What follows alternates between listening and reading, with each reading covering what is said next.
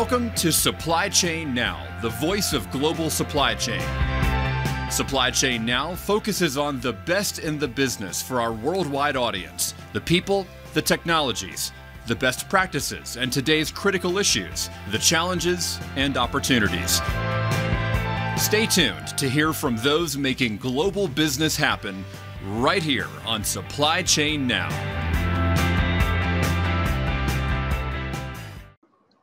Hello everyone, this is Kevin L. Jackson presenting Digital Transformers, and I'm serving as your host today, but I'm coming to you from Galveston, Texas.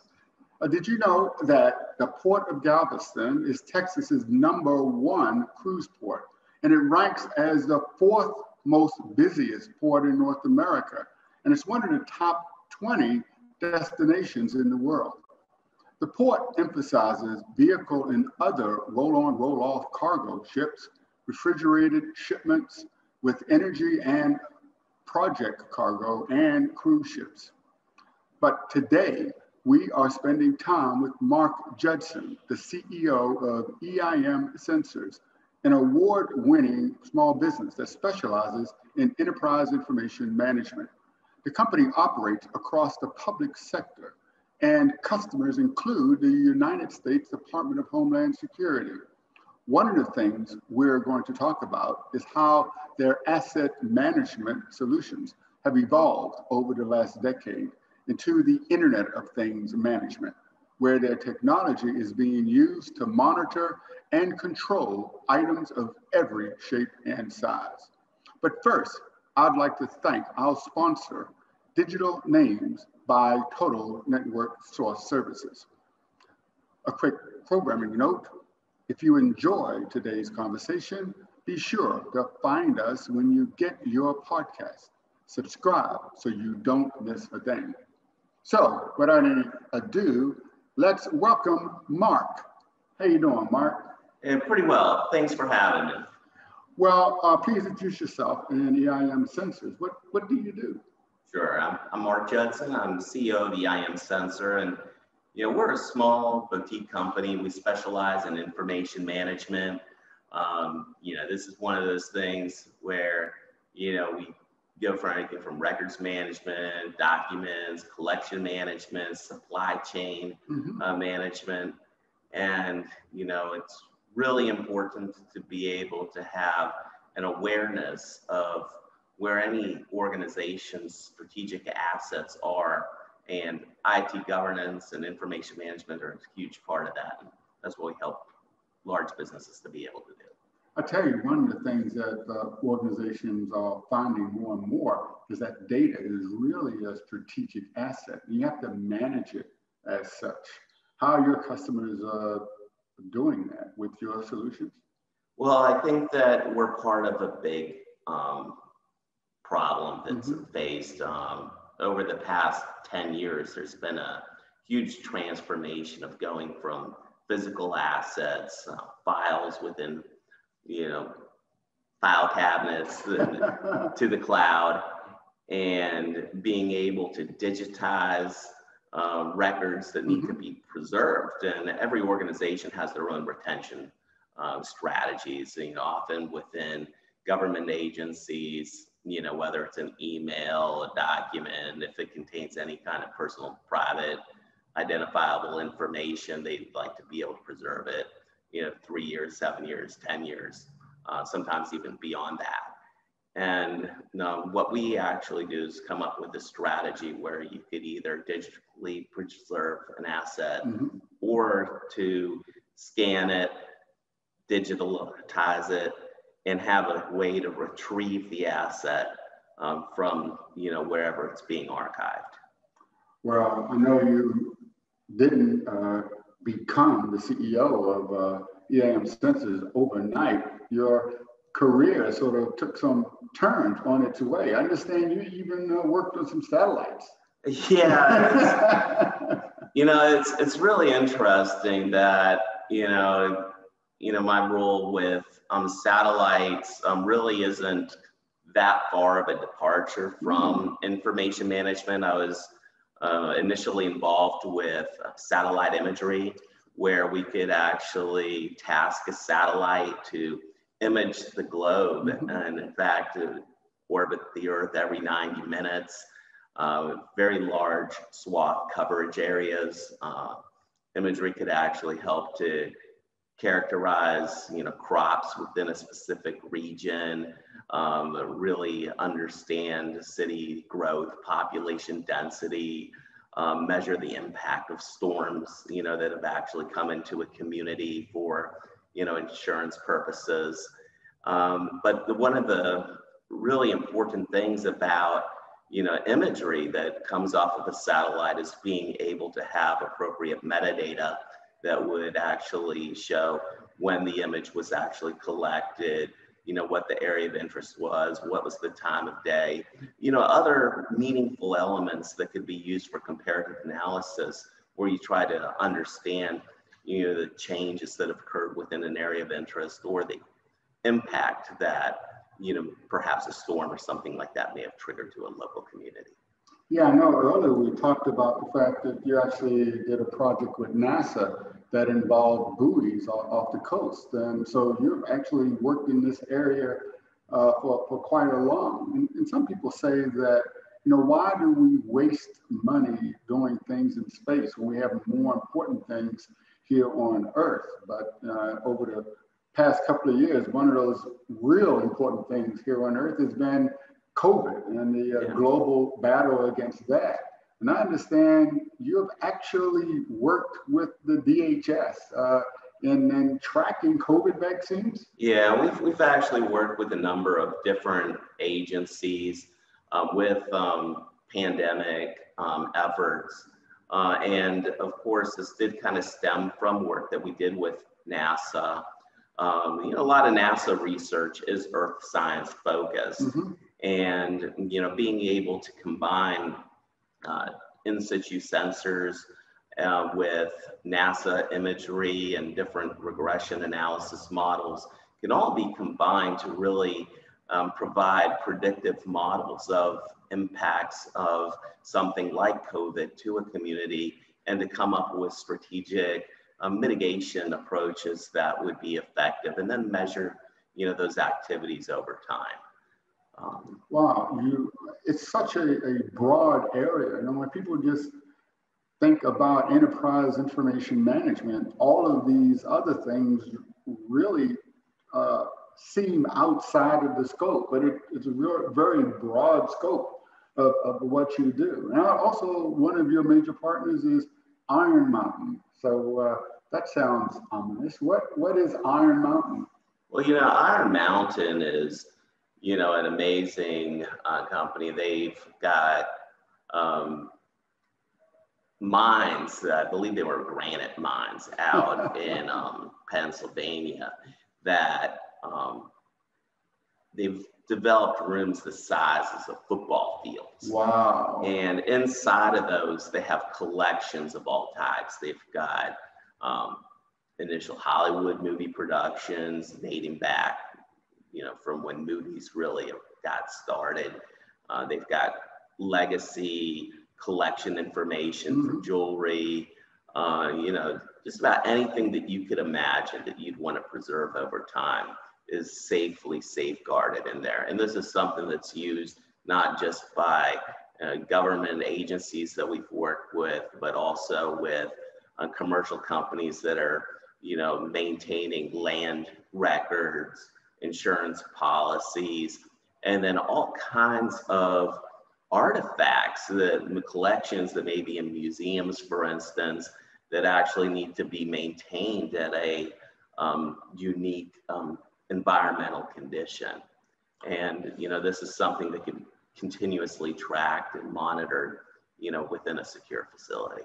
So I guess when you talk about tracking items, it's more than where they are. You're really looking at the environment around those items. And that's, earlier you mentioned metadata. So I guess that's part of the metadata that associated with the actual data. Our audience is, this being supply chain now, and of course they're very interested in supply chain. So imagine this is really the heart of your business in that way. Oh yeah, absolutely. And when people think about supply chain management, track and trace, I think that it's really easy to think about how FedEx, UPS, delivers packages with barcode scans, at each point along the way from the time you ship a package to the time that it arrives at your home. And, when you are shipping products, goods, and services, this is, really where it all begins. When you go beyond just a regular package, you can look at things like pharmaceutical shipments where you have to maintain a certain temperature. You need a little bit more than just a barcode. You need to be able to understand, certain thresholds or tolerances of different changes in temperature, for instance, and be able to, capture excursion events where there is a deviation from the planned supply route. And, this is important not just for protecting the product and the environmental monitoring, it also helps to prevent anti-counterfeiting and to facilitate, any type of returns that actually come out of it. But one thing where, we're looking to really go beyond where the traditional supply chain is that typically your tracking ends at the point of delivery. So once a product gets dropped off at your house or a pharmaceutical product arrives at your local pharmacy, the data that actually comes back to the manufacturer is pretty much limited beyond that. So we've actually been working on developing mobile applications that would allow end users to really report back as far as their satisfaction using a product and be able to track the effectiveness of what they've actually been doing, whether you're talking about a COVID vaccination, another pharmaceutical product, or even some kind of a digital media experience. So now you're talking about like the digital supply chain. So you're extending that physical supply chain with information and additional data. Yeah, I think that's really, what's next for the supply chain management is we've always thought about tracking physical products, but now, being able to track the pedigree of electronic files and to be able to report back on that. A simple example might be if somebody sends an email and there's a way to track each person that the information's been forwarded out to so that you can have, an idea. A lot of grassroots campaigns start with an email out to 10 people and before you know it, you've got a whole community that's actively engaged in a campaign. And having digital tokens that actually can track, the way that electronic information is being shared is extremely important in capturing sentiment analysis and really understanding the value of information that's being distributed. Wow, people keep saying that data is the new oil, and I guess you're mining that oil through EIM. So you're talking about stuff you're doing now, and I'm almost afraid to ask, what's the future of track and trace? Well, I think that, it's going to really change the way that people work and do things. When you start to look at factory automation within the pharmaceutical space, especially, there's a lot of quality control measures, a lot of standard operating procedures. And, oftentimes, there's a dependency on having certain control points within, factory operations where there's human inspection, validation, quality testing. But now with the Internet of Things, we're going to be able to combine that with AI to be able to continuously monitor the quality of the products and the distribution and to automatically raise a flag, if there are any deviations to, what was actually planned for. It's extremely incredible to think about. So are you an Internet of Things company? Well, I think that, we describe ourselves as an information management organization, and the Internet of Things is definitely a part of that. And I think that, as we kind of look into the future, Internet of Things, could be, a toaster, a light bulb, an appliance, but it could also be a digital file. And, we're starting to look at things like artwork that we can actually use digital tokens to actually track and certify authenticity, and to really, help to, really change the way that, artwork is actually managed. If you look at a lot of online sites and programs that work with digital media, like Netflix, and just as an example, there are a lot of shared accounts. And one of the areas where companies that work with streaming media are really struggling is with licensing and, shared accounts. And, I think that what's really next is really being able to ensure that people that are accessing digital content actually have a license to use the information that they're looking at.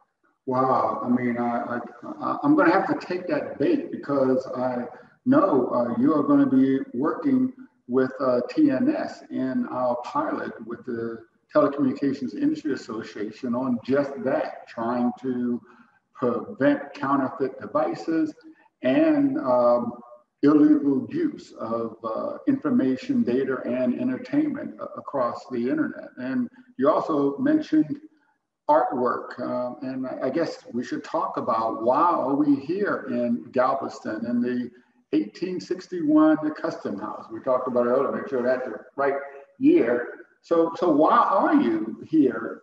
What does a museum have to do with track and trace?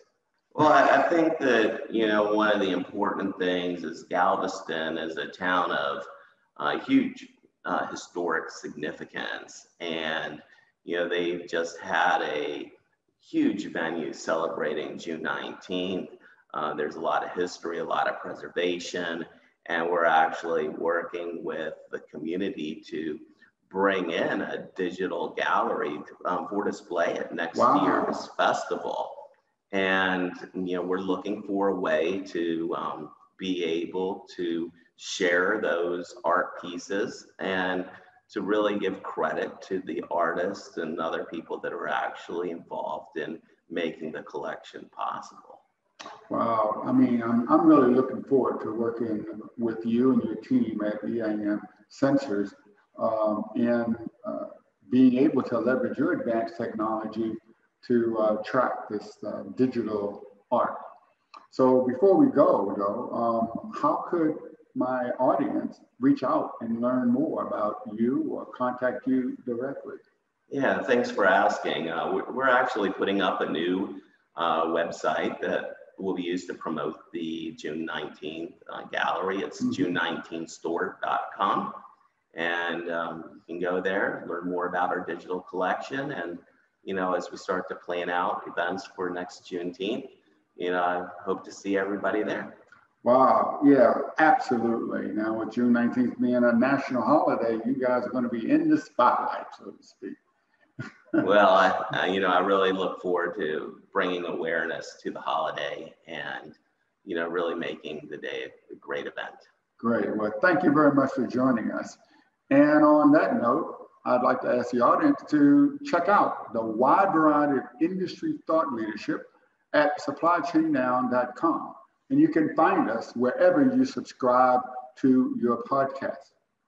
So on behalf of the entire team here at Supply Chain Now, this is Kevin Jackson, wishing all of you listeners a bright and transformational future.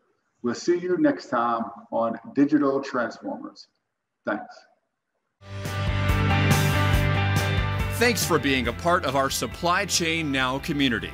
Check out all of our programming at supplychainnow.com and make sure you subscribe to Supply Chain Now anywhere you listen to podcasts. And follow us on Facebook, LinkedIn, Twitter, and Instagram. See you next time on Supply Chain Now.